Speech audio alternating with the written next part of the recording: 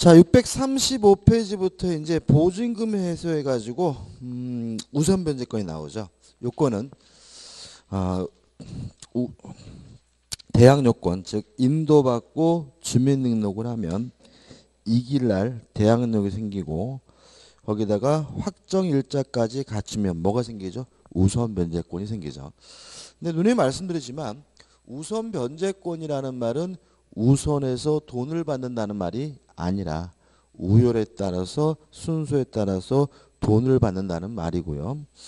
따라서 결국은 확정 일자를 한 날 우선 변제권이 생긴다는 말은 결국은 확정 일자일을 기준으로 해서 뭐가 결정된다는 거죠? 배당 순위가 결정된다 이런 얘기죠.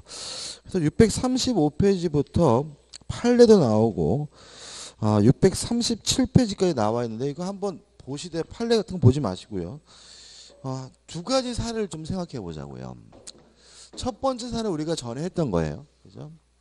맨 앞에 갑 앞으로 저당권이 설정되어 있고 우리 주택 임차권을 취득을 했는데 이 사람은 인도받고 주민등록 전입신고를 했고요.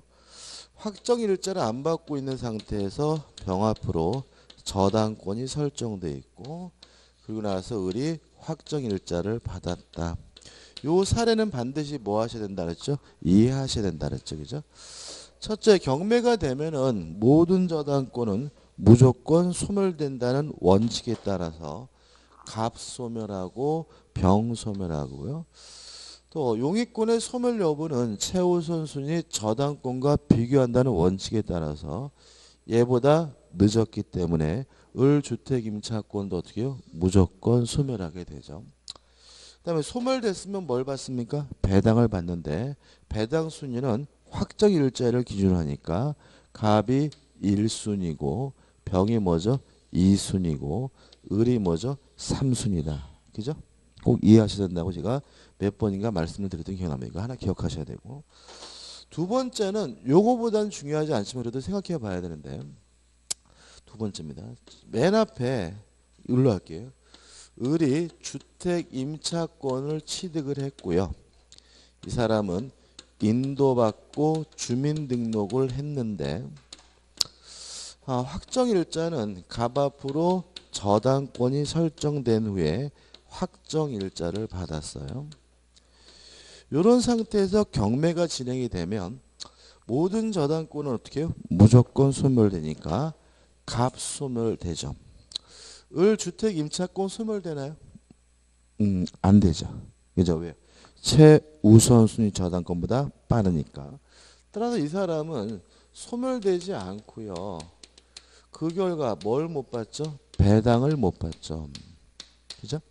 배당을 못 받는다는 말은 결국 요 을의 주택 임차권이 남아있다는 얘기니까 잘 살다가 계약 기간이 끝나면 누구한테 돌려받으면 되죠?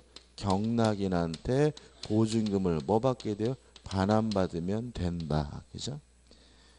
근데 이거를 죽어도 안 믿는 사람이 가끔 생겨요. 죽어도. 그냥 그거 솔직히 이럴 때는 배당 신청할 필요가 없는 거거든요.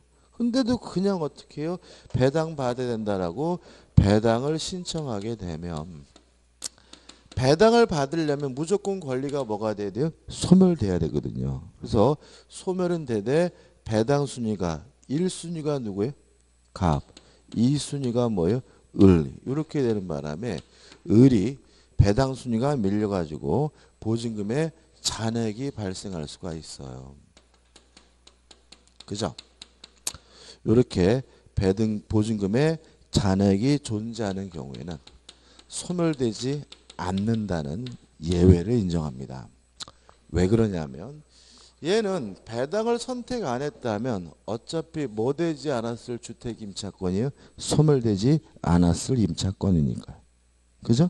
이 경우에는 꼴에 비해서 돈 못 받더라도 무조건 뭐가 돼요? 소멸되는 거예요. 그죠? 그죠? 왜요? 최우선순위 저당권보다 늦으니까. 그죠? 얘는 뭐죠? 원래는 소멸되지 않아야 됐기 때문에 잔액이 존재하는 경우는 뭐 되지 않습니까? 소멸되지 않습니다. 근데 문제는 이런 상태에서 또다시 2차 경매가 이루어졌어요. 이랬을 때 이 보증금의 잔액에 대해서 배당 순위가 주어지느냐, 우선 변제권이 인정되느냐, 요거는 안 된다는 게 판례 입장입니다. 왜냐하면 굳이 이 사람한테 이런 거 인정할 필요가 없어요. 어차피 소멸되지 않는다는 말은 요 잔액에 대해서 누구한테 돌려받으면 돼요? 경락인한테 돌려받으면 된다는 취지거든요. 그래서 저는 개인적으로 시작을 잘못했죠. 이거를 그냥 배당 신청 못하게 막아버려 줘야 되는데 괜히 이거를 신청하고 말이니까 복잡해지긴 했는데 아무튼 요 관계를 좀 생각해 보시고 좀 이해해 주시면 좋겠어요. 그래서 요 주택임대차 보호법에 대해서 판례 더럽게 많게 나와 있는데 요 두 가지 사례만 정확하게 이해하시고 내 거로 맞는다면 큰 의미 없이 끝나게 됩니다. 그 다음 637페이지 하단에 보시면 금융기관 등의 우선 변제권의 대의 행사 이렇게 나와 있는데 이건 뭐죠? 보증금 대출이죠. 그죠? 그러니까 우리가 보증금 대출을 은행이 왜 해주느냐? 뭐요? 믿을 만한 게 있어서 그렇죠. 뭐요? 주택 임차권이 가지고 있는 우선 변제권을 누가 행사할 수 있죠? 금융기관이 행사할 수 있기 때문이죠. 따라서 금융기관은 임차인의 우선 변제권을 대비해서 뭐 할 수 있죠? 행사할 수가 있고요. 그 다음 넘겨보시면 뭐 이액 신청인 이런 건 아무 의미 없는 거죠. 안 보셔도 되고요. 그 다음에 하단에 보증금 중 일정액을 보호해요. 일단 맨 밑에 보시면 소액 보증금 이렇게 나와 있죠. 근데 타이틀은 뭐예요? 보증금 중 일정액을 보호해요. 실제로 소액 보증금이란 말은 그냥 관행적 표현입니다. 법적인 표현은 뭐냐면 보증금 중 일정액의 보호 이런 개념이고요. 한 가지 조심할 것은 이것도 원칙이 아니라 예외라는 거죠. 다시 말하면 모든 주택 임차인에게 소액 임차 보증금이 보장되는 것이 아니라 일정 금액을 정해놓고 그 금액이 초과되지 않는 경우에만 소액 임차 보증을 보호하는 거니까 원칙이 아니라 뭐예요? 예외고요. 우측에 보시면 하단에 범위가 나오죠. 서울특별시는 얼마죠? 1억. 나머지는 안 볼 거예요. 이제 넘겨보시면 보증금의 범위 해가지고 서울특별시는 얼마냐면 3,400만 원이에요. 일단 이 금액을 외워야 되느냐? 일단은 외울 필요는 없습니다. 외울 필요는 없는데 주의하실 점은 뭐냐면 첫째, 소액인지 아닌지 여부는 현재 제도를 기준으로 하지 않아요.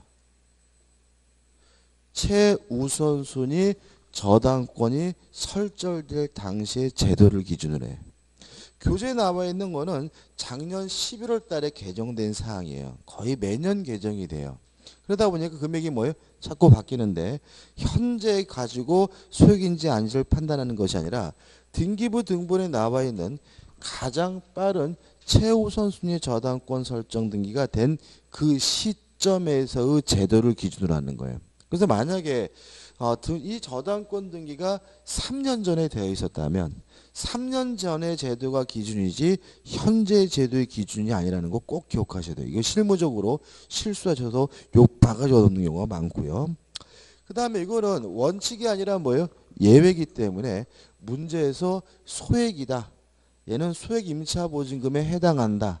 이런 말이 나와야지만 뭐예요? 고려하는 거예요. 그래서 만약에 요 문제처럼 의리 소액 임차 보증금이다 이런 말이 안 나와 있으면 절대 요거는 뭐죠? 고려하는 게 아니에요. 무슨 말 아시겠어요? 예외적인 것. 그래서 이렇게 문제 이렇게 나온다 그죠?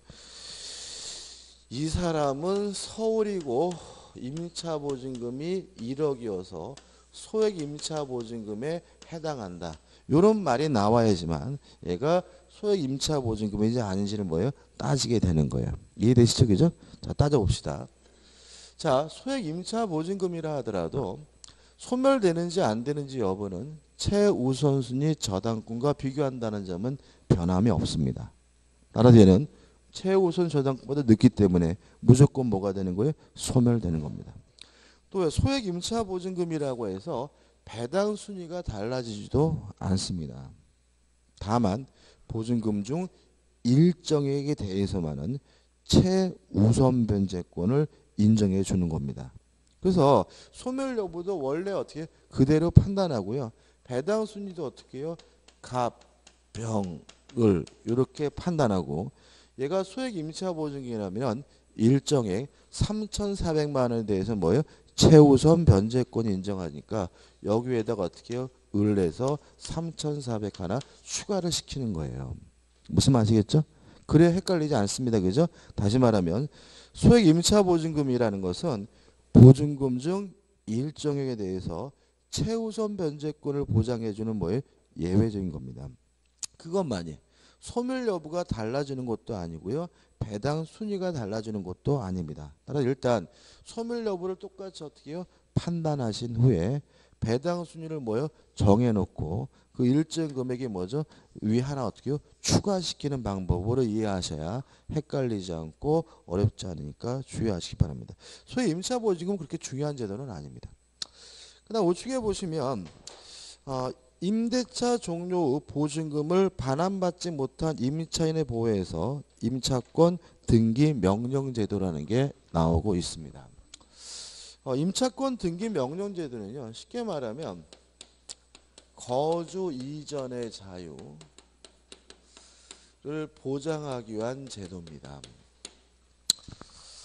뭐가 문제냐면은 인도받고 주민등록을 하고 확정 일자를 갖추면 대항력도 있고 우선 변제권이 있는데 요 거주하고 주민등록은 대항력의 취득 요건일 뿐만 아니라 존속 요건이죠. 따라서 이사 가면 대항력이 뭐죠? 소멸되고 확정 일자도 뭐죠? 없어집니다.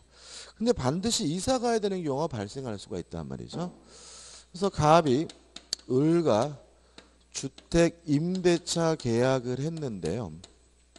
임대차가 종료가 됐는데도 불구하고 갑이 보증금을 안 돌려주고 있어요. 물론 을은 현재 인도받고 주민등록도 했고 확정일자도 하고 있는 상태란 말이죠. 이런 경우에 을이 뭐 가지 못해요? 이사를 못 가게 돼요. 왜요? 이사 가면 원래 가지고 있던 대항력과 우선 변제권이 뭐죠? 소멸되니까요. 그때 인정되는 제도가 뭐라고요? 임차권 등기 명령 제도입니다. 따라서 첫 번째 기억할 것은 임차권 등기 명령 제도는 아무나 신청하는 게 아닙니다. 모든 주택 임차인이 신청하는 게 아니라 타이틀에 나오는 것처럼 임대차 종료 후 보증금을 반환받지 못하고 있는 주택 임차인만 신청할 수가 있습니다. 이해되시죠? 다시 한번요. 임차권 등기 명령 제도는 아무나 신청하는 것이 아니라 임대차가 종료됐는데도 불구하고 보증금을 돌려받지 못하고 있는 주택 임차에만 신청한다는 거 꼭 기억해 두시고요. 여기서 조심할 게 있어요. 실무적으로. 그래서 우리 갑한테 전화한 거죠. 아우 왜 보증금 안 돌려주세요? 그러면 갑이 뭐라 그럽니까? 아유 빠져야 드리죠. 이런 경우 많잖아요. 그죠? 아이 지금 부동산 내놨는데 안 나가서 못 주는데 어쩌란 말이에요. 막 이런단 말이에요. 그죠? 근데 우리 만약에 당장 이사 가야 될 상황이라면 아우 저 지금 서울로 발령이 나서 서울로 지금 당장 가야 돼요. 라고 하면 어떤 행위가 이루어지냐면 그러면 내가 임차권 등기해 줄 테니까 이사 가세요. 이렇게 말하는 경우가 있어요. 그 말 따르시면 안 돼요. 왜 그러냐면 보세요. 요 시점에 인도받고 주민등록 확정을 했고요. 요 시점에 만약에 갑의 합의하에 등기가 이루어졌다면 이 사람의 대항력과 우선 변제권은 등기한 시점을 기준으로 해요. 그렇기 때문에 요 사이에 뭔가 껴있으면은 이 사람은 뭐예요? 큰 코 다칩니다. 그래서 집주인이 해주겠다고 해도요. 예 그럽시다라고 하지 마시고 법원에다가 임차권 등기 명령을 신청하셔야 돼요. 누가요? 집주인이 해주겠다고 해도. 그래야 이 사람의 원래 대항력과 우선 변제권이 계속해서 뭐가 돼요? 유지가 되는 거예요. 무슨 말 아시겠죠? 그죠? 다시 한번. 야박하더라도 집주인이 등기해 주겠다고 하더라도 등기하면 안 됩니다. 중간에 뭐가 껴있는 경우에는 반드시 법원에다가 뭐예요? 임차권 등기 명령을 신청을 해서 등기를 해야 이 사람이 원래 가지고 있던 대항력과 우선 변제권이 처음 있는 그 상태에서 뭐가 돼요? 유지가 되는 거예요. 이해되시죠? 그죠? 효과입니다. 첫째, 임차권 등기 명령 제도에 따라서 임차권 등기라면 원래의 대항력과 우선 변제권이 계속해서 뭐가 돼요? 유지가 됩니다. 뭐가 되더라도요? 이사가 가더라도. 그죠? 자, 그럼 생각해 보자고요. 그래서 그 갑이 우리 임차권 등기 명령지에 따라서 등기하고 이사를 갔어요. 이사를 가면 집이 비죠. 집이 비잖아요. 그죠? 그래서 갑이 또다시 병에게 임대를 했어요. 임대를 했고, 그래서 병이 이사 왔고요. 주민등록했고, 확정일자까지 갖췄어요. 이랬을 때 병에게 대항력과 우선 변제권이 인정이 됩니다. 병에게 뭐가요? 대항력과 우선 변제권이 인정이 됩니다. 왜냐하면 그래봤자 을보다 뭐죠? 후순이니까 을이 뭐를 안 봐요? 피해를 안 봐요. 그렇지만 병이 소액 임차 보증금에 해당한다 하더라도 소액 임차인으로서는 뭐 받지 못합니까? 보호받지 못합니다. 무슨 말 아시겠죠? 왜요? 얘가 만약에 소액 임차 보증금에 해당한다는 이유로 최우선 변제권을 인정해버리면 누가 피해를 볼 수 있어요? 을이 피해를 볼 수가 있기 때문에. 끝입니다. 그죠? 세 가지예요.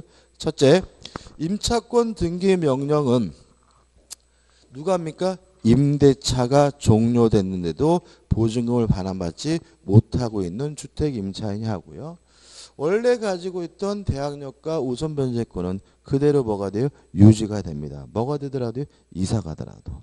다만 집이 비고 새로운 임차인이 인도받고 대항력권을 갖췄을 때 그 사람에게 대항력과 우선 변제권을 인정하지만 뭐는 인정되지 않습니까? 소액 임차인으로서 최우선 변제권 인정하지 않는다는 것까지만 정확하게 이해하시면 됩니다. 끝이죠. 그 다음 643페이지 오시면 3 해가지고 경매 신청 시 집행 개시 요건의 완화. 무슨 말일까요? 집을 비워주지 않아도 주택 임차인은 뭐 할 수 있죠? 경매를 신청할 수가 있습니다. 계속 말씀드렸죠. 그 다음 넘겨보시면 주택 임대차는 예외적으로 최단 기간을 보장하고 있는데 몇 년이 보장이 되냐면 2년이 보장이 돼요. 주의하실 것은 2년이 보장이 되는 것이지 2년이라는 기간이 확정되는 것은 아니기 때문에 임차인에게는 2년 사라질 의무가 없다는 거 주의하시기 바라고요.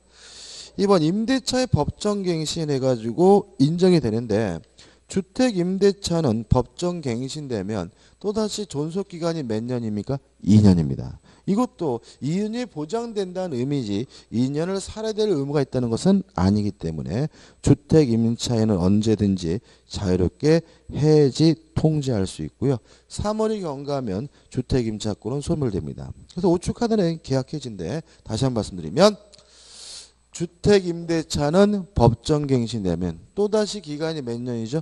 2년입니다. 다만 임차인은 언제든지 자유롭게 해지 통지할 수 있고 몇 개월이요? 3개월 지나면 임차권이 소멸됩니다.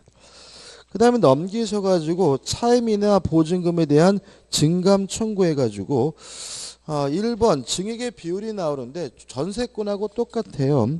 20분의 1을 초과하지 못하고 1년에 한 번씩 뺏기 못하는데 주의하실 것은 적용 범위 나오지만 계약 기간 중 일방적으로 증액하는 경우만 제한되죠. 따라서 재계약할 때 증액하는 경우는 아무런 제한이 없고요. 임차인의 합의를 얻어서 제한하는 경우도 아무런 제한이 없다는 거 주의하시기 바라고요.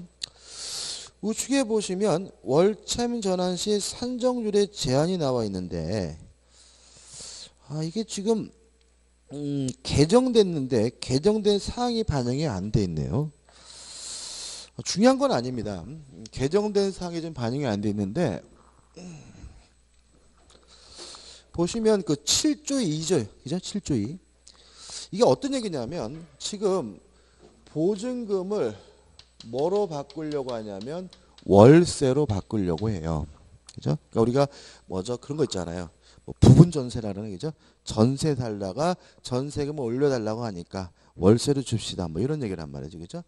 이럴 때 산정률이 뭐가 돼요? 제한이 되는데 7조의 2의 1 해가지고 은행법으로 따른 은행에서 적용하는 대출금리와 해당의 지역의 경제 여건들을 고려해 대통령으로 정하는 비율인데 현재 1할이에요. 그래서 10%입니다. 10%. 그 다음에 2가 개정이 됐어요. 2가.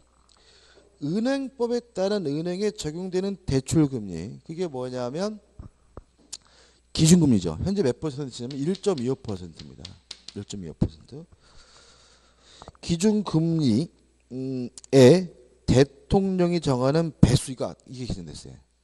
대통령이 정하는 배수가 아니라 적으면 대통령이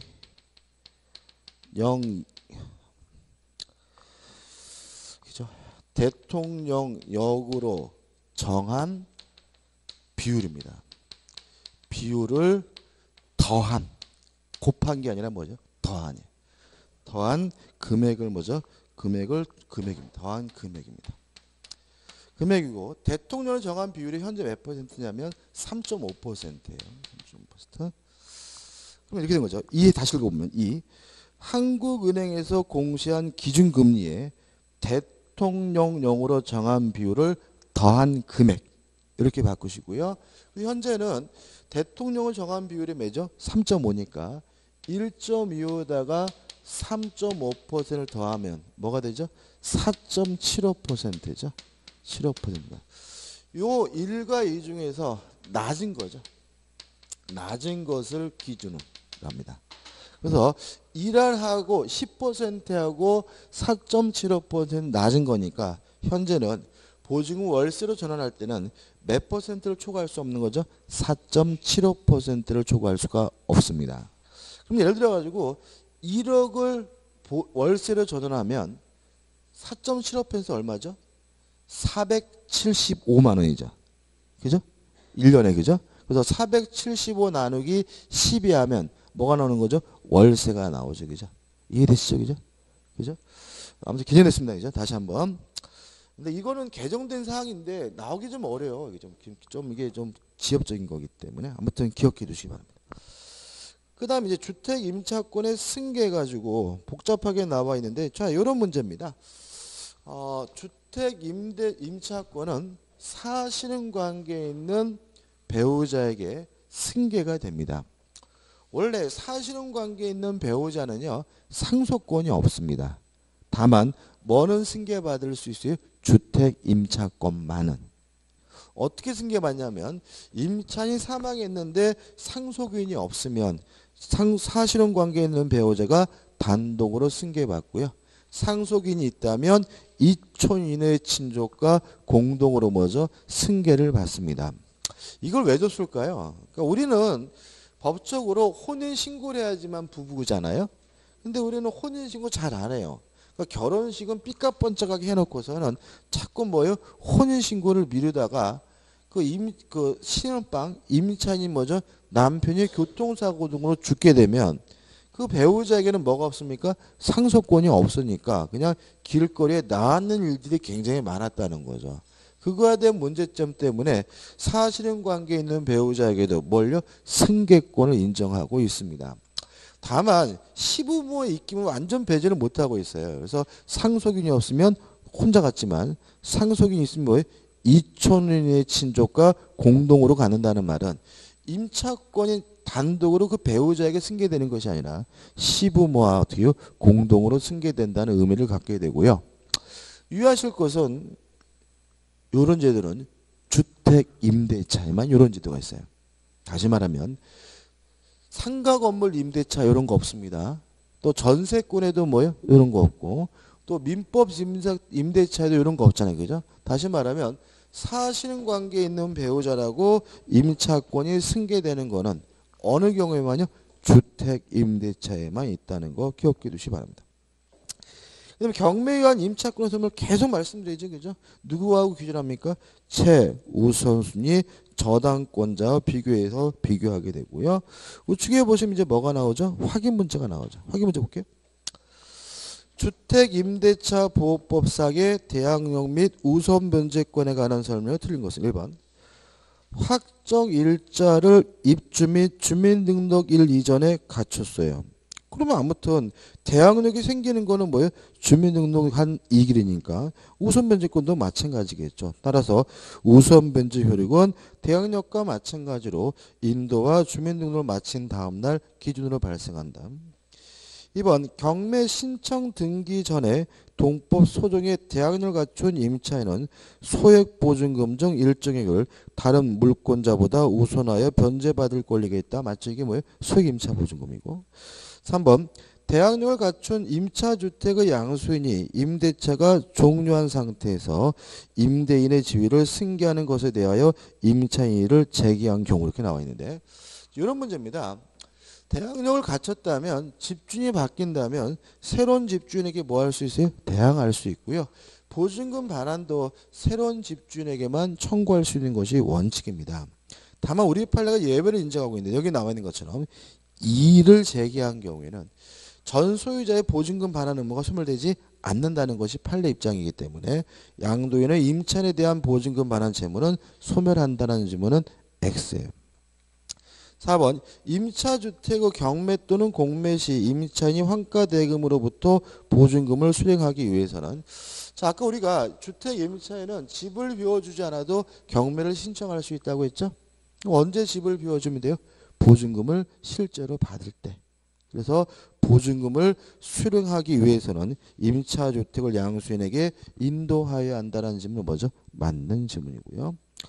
5번 임차인의 소유보증금 일중국의 반환 청구권은 조세에 우선한다는 말은 맞겠죠. 왜냐하면 최우선순위 번제권을 인정하기 때문에.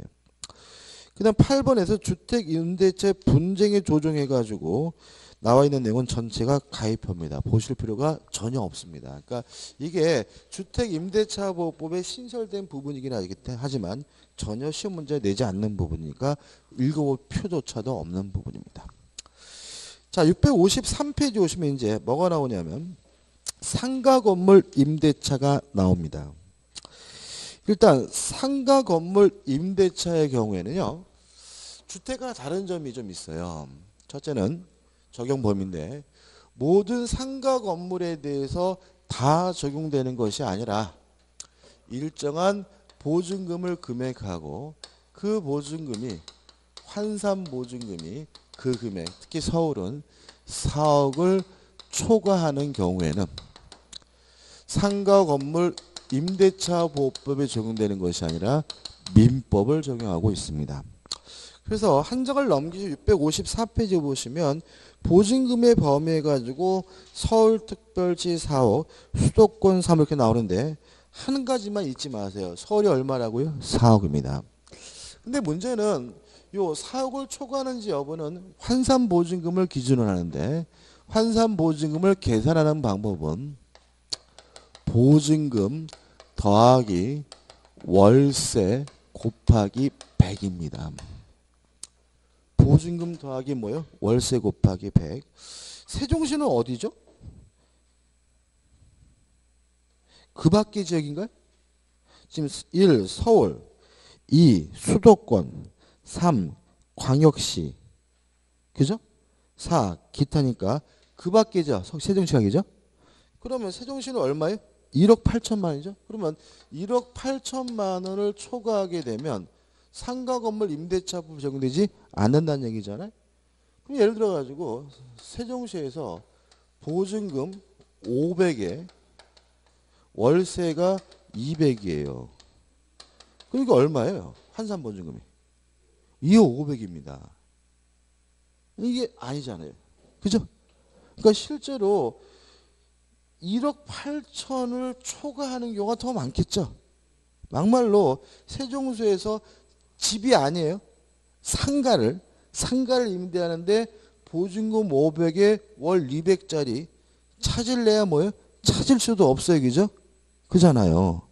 그래도 이게 뭐예요? 적용되지 않습니다. 그래서 실제로 이 상가 건물 임대차 보호법은 적용되는 경우보다 적용 안 되는 경우가 더 많아요. 무슨 말 아시겠죠? 그죠? 그러면 적용이 안 되면 뭐가 적용이 돼요? 민법이.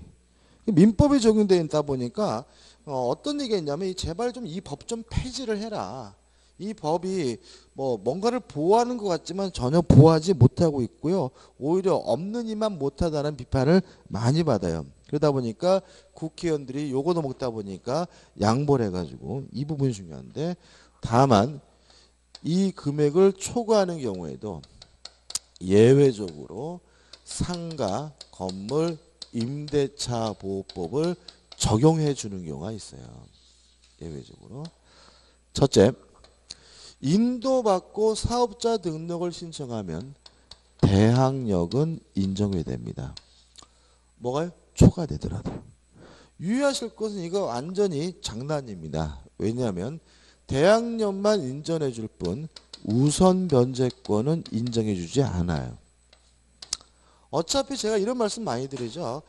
맨 1순위 누가 다 차지하고 있다고요? 은행이. 그래서 실제로 세입자를 보호하는 것은 대항력은 별 의미가 없습니다.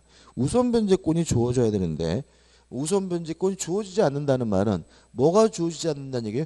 배당 순위 자체가 주어지지 않는다는 얘기니까 상가 건물의 경우에 일단 경매가 되면 보증금은 뭐예요? 뜯긴다라고 생각하고 접근하셔야 돼요. 그죠? 대항력만 인정합니다. 뭐는 없어요? 우선 변제권은 없습니다. 그 다음에 두 번째로 5년 범위 내에서 계약 갱신 요구권은 인정을 합니다. 무엇은요? 계약 갱신 요구권. 그렇지만 주의하실 것은 최단 기간은 보장하지 않습니다.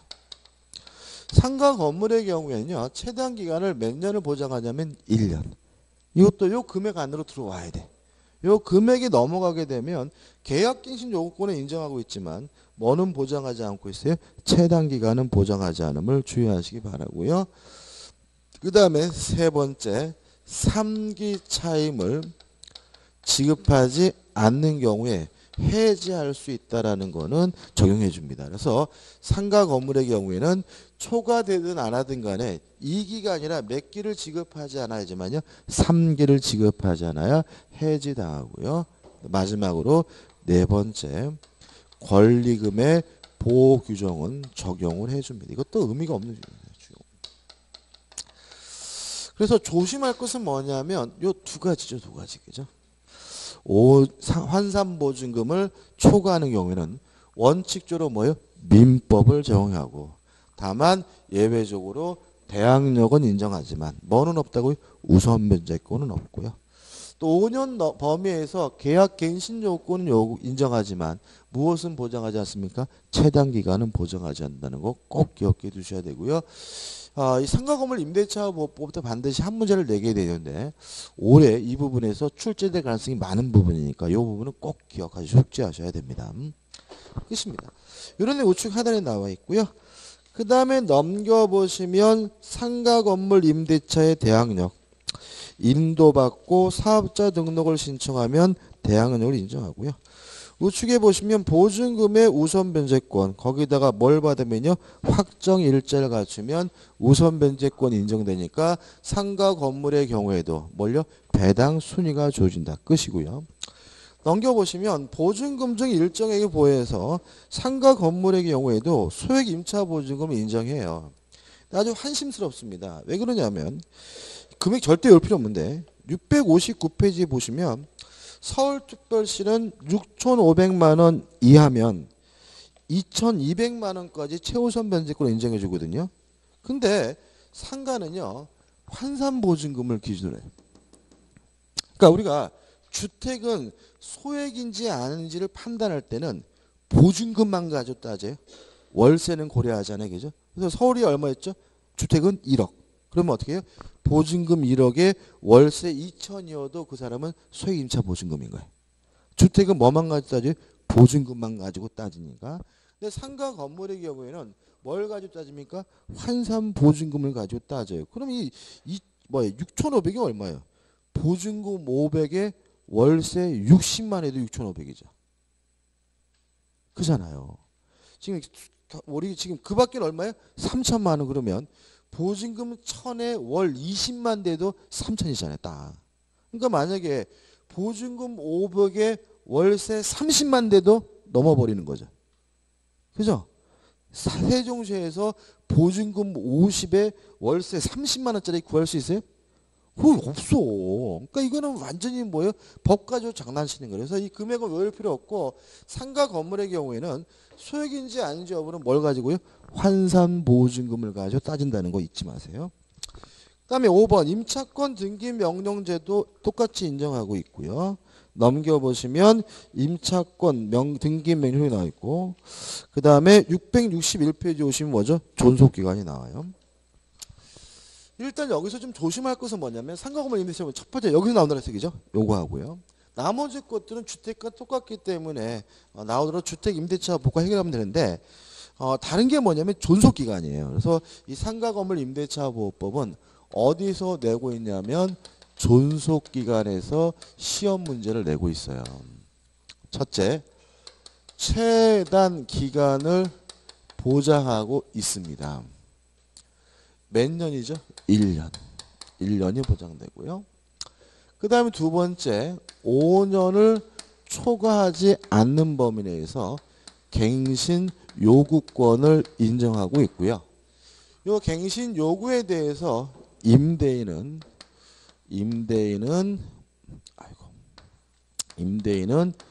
원칙적으로 뭐 하지 못하냐면 거부하지 못합니다. 다만 임차인의 갱신 요구에 대해서 임대인이 예외적으로 갱신 요구를 거부하는 것이 가능한 경우가 있단 말이죠. 교재 보시면은 우측에 갱신 요구권 해가지고 6월부터 1월 사이에 갱신 요구할 수 있고 갱신 요구를 거절하지 못하지만 밑에 사유가 있으면 갱신 요구를 뭐 할 수 있어요? 거절할 수 있다 나오죠. 8가지가 나옵니다. 8가지 그죠? 근데 이거 절대로 하지 말아야 되는 행동 넘기지 마세요. 그죠? 넘기지 마시고 하지 말아야 행동이 뭐냐면 8가지고 여기서 시험 문제 잘 내는데 머리 글자를 외우지 마세요. 머리 글자 따가지고 아무 의미 없습니다. 그죠? 절대로 그러시면 안 되고. 왜냐하면 문제는 아주 교묘하게 바꿔요. 이를 보시면 임차인이 3개 차임에 해당하는 금액이 이르도록 차임을 연체한 사실이 있을 때 이거는 그렇게 어렵지 않죠. 그죠? 그래서 1번은 3기잖아요. 그죠? 이거를 뭐로 바꿔서 내요? 2기. 2기로 바꾸면 뭐죠? X다. 이거 잘 내고 그죠? 그 다음에 2번은 특별한 것이 없고 3번 서로 합의하여 임대인이 임차인에게 상당한 보상을 제공했잖아요. 그럼 3번에서 서로 합의라는 말을 조심하셔야 돼요. 이게 무슨 말이냐면 상당한 보상을 제공했다는 이유로 계약갱신 요구에 대해서 거부하려면 뭐가 필요한 거죠? 합의가. 따라서 만약에 임대인이 일방적으로 상당한 보상 그럼 뭐예요? X. 상당한 보상을 공탁했다. X. 다시 말하면 상당한 보상을 제공했다는 이유로 계약갱신 요구를 거부하려면 뭐가 필요합니까? 서로 합의가 필요하다는 거 조심하셔야 되고요. 그 다음에 4번은 당연한 거고 5번입니다. 임차인이 임차한 건물의 전부 또는 일부를 고의 또는 중대한 과실이죠. 그럼 어떻게 바꿔서 나오겠어요? 고의 또는 중대한 과실을 고의 또는 과실로 해서 바꾸겠죠. 그죠? 다시 말하면 무슨 과실이 됩니까? 중과실. 따라서 중과실이 아니라 경과실인 경우에는 계약갱신 요구에 대해서 뭐 하지 못합니까? 거부하지 못한다는 거 주의하셔야 되고요. 그 다음에 6번은 뭐 당연하고 7번인데 임대인이 다음 항목 어느 하나에 해당하는 사유로 목적 건물의 전부 또는 대부분을 철거하거나 이렇게 나와있죠. 그죠? 그래서 7번은 어떻게 나왔겠습니까? 전부 또는 대부분을 철거하거나 이게 됐습니까? 전부 또는 일부를 철거하거나 그럼 뭐가 돼? X죠. 왜요? 대부분입니다. 뭐가 아니에요? 일부가 아니죠. 그죠? 그죠? 아주 헷갈리게 나온다고요. 그죠? 그 다음에 또 보시면 또 밑에 뭐가 하면 기억이죠. 임대차 계약 체결 당시 밑에 보시면 임차인에게 구체적으로 고지하고 그죠? 그러면 이러한 사실을 언제 고지해야 되냐면 임대차 계약 체결 당시 뭘 해야 돼요? 고지해야죠. 그죠? 그럼 뭘 바꿉니까? 계약 체결 당시니까 임대차 계약 체결 후 그럼 뭐예요? X. 그죠?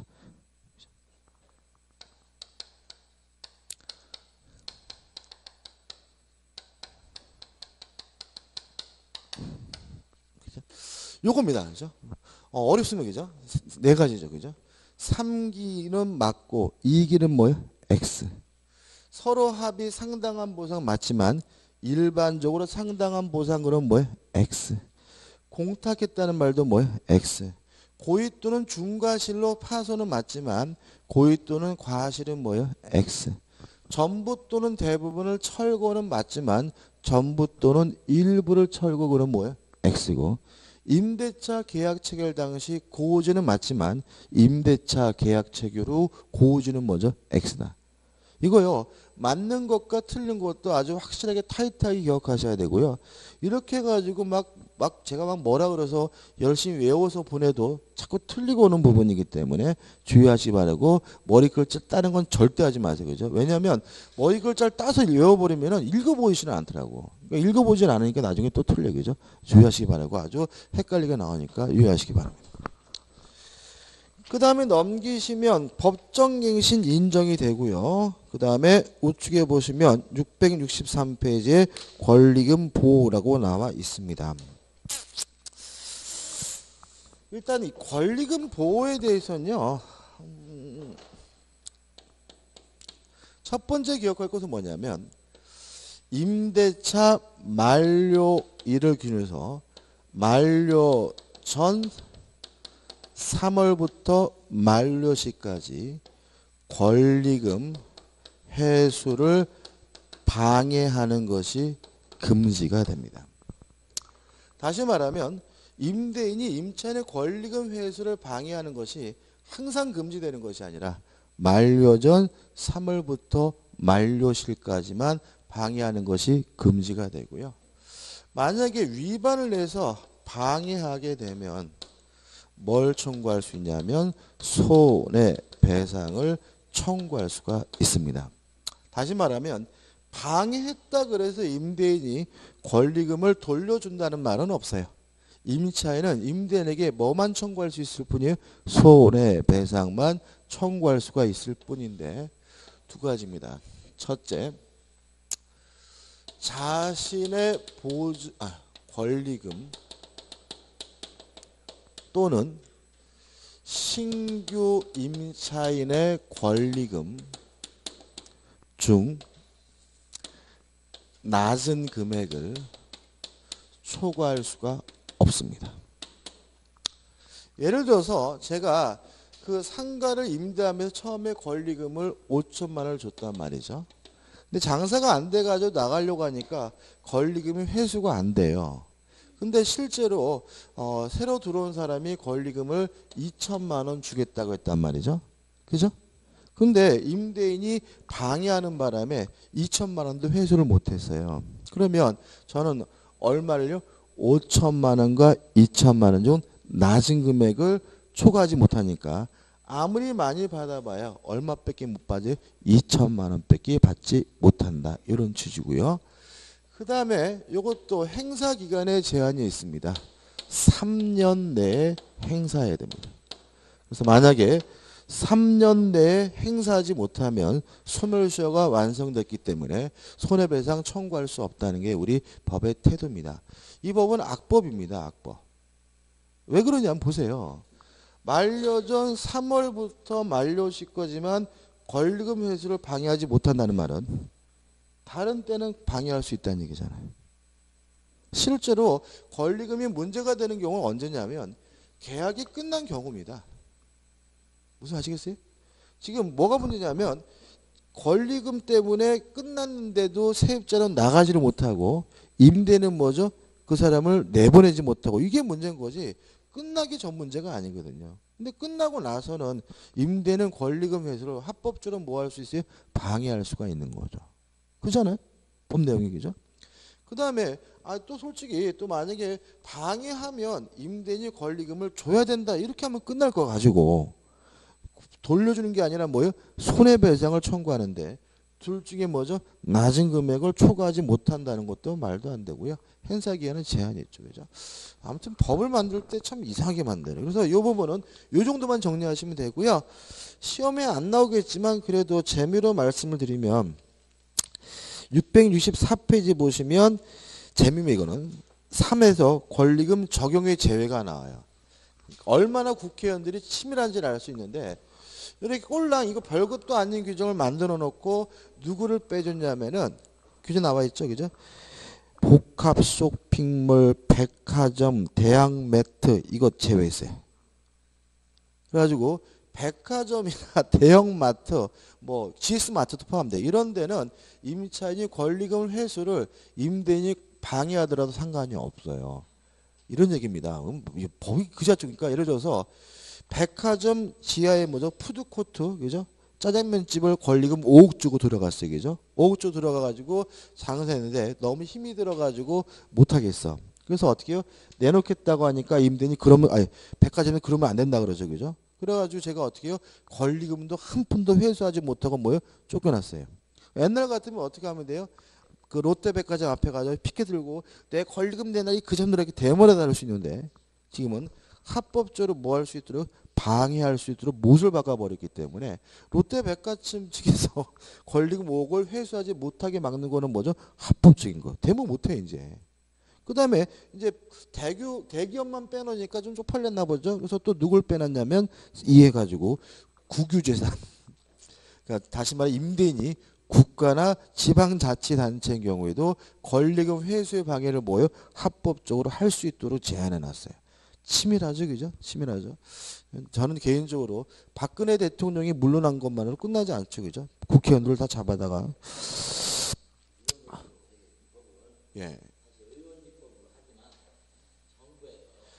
아유, 아니죠. 그러니까 이게 항상 뭐냐면은 우리가 환상을 갖고 있어요. 그러니까 서민들을 위한 법은 절대로 안 만들어요. 무슨 말 아시겠어요, 그죠? 이게 뭐 이것도 이거 다. 그러니까 우리가 자꾸 이게 국회의원들한테, 그러니까 저는 제일 싫은 게 저는 그런 게 좀 싫어요. 그러니까 못된 짓 하겠다고 못한 놈은 그래도 나. 근데 착한 척하면서 뒤로 뭐죠? 못된 짓 하는 놈들 진짜 나쁜 놈들이거든요. 그러니까 국회의원들이 뭐 계속 서민을 위한다, 서민들을 위한다 이거 잘 감시해야 돼요. 그게 실제로 뭐예요? 서민을 등쳐먹는 것들이 굉장히 많습니다. 이 상가건물 임대차 보호법 자체가 그런 법이고요. 그 다음에 또 우측에도 나와 있잖아요. 차임 등의 증감 청구해가지고 증액의 경우에는 교재에 나와 있는 것처럼 100분의 9를 초과하지 못하고 1년에 뭐죠? 한 번씩 뺏기 못한다. 아 이게 서민을 보호하는 건가요? 아니라는 거죠. 왜요? 계약 기간 중에 일방적으로 증액한 경우는 100분의 9를 초과하지 못하고 1년에 한 번씩 뺏기 못한다는 말은 역으로 말하면 100분의 9%는 1년에 한 번씩 계약 기간 중이더라도 증액할 수 있다는 규정인 거거든요. 이것도 세입자를 보호하는 게 아닙니다. 그래서 요 서울에서 뭐 홍대 있고 이런 데는요. 1년에 무조건 9%씩 올려줘야 돼요. 왜요? 계약 기간 중 9%는 일방적으로 뭐 할 수 있어요? 증액할 수 있도록 법에서 뭐죠? 규정을 하고 있잖아요. 이런 것들 아주 악법이죠. 그죠? 악법.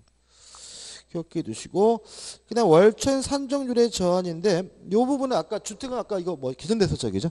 근데 상관 또 개정 안 했어요. 개정 안 해가지고 남아 있는데 1할 2푼이나 한국은행 기준금리에서 4.5배 중 낮은 금액을 어떻게 해요? 넘지 못하도록 하고 있고요. 전대차 관계니 뭐 나와 있는 나머지 내용은 읽어볼 필요도 없는 부분입니다. 끝입니다. 여기까지고요. 좀 쉬었다가 이제 어디로 갈 거냐면 가등기 담보등기하는 법률로 갑니다.